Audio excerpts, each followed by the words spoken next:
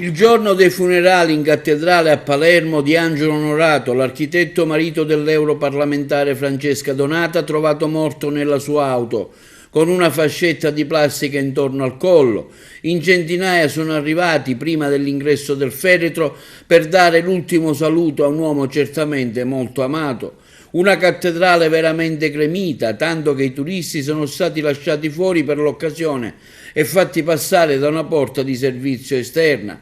Diversi esponenti della politica, sia di maggioranza che di opposizione, come Totò Cuffaro, segretario della Democrazia Cristiana, apparso molto provato, che in un post aveva scritto: tutta la DC sarà raccolta per donare l'estremo dovuto tributo ad Angelo, uomo che è stato capace di toccare il cuore di tutti noi.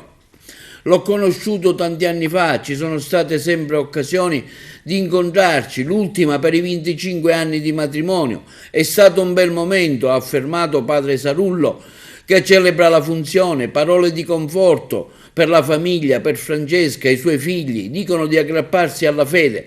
La sua morte ha sconvolto la comunità di tutta la città, parole che padre Sarullo ha ripetuto durante l'omelia, ricordando quanto fosse stata felice quella giornata per i 25 anni di matrimonio, una famiglia unita. Il parroco ha annunciato anche una raccolta fondi in favore della Caritas con i soldi che dovevano servire per i fiori del funerale. Infine il deputato regionale della DC Carmelo Pace, una persona solare, lui e Francesca erano un punto di riferimento. Il suicidio per quale motivo? Per quello che so io, afferma Pace, non ha senso, è giusto fare luce sulle circostanze.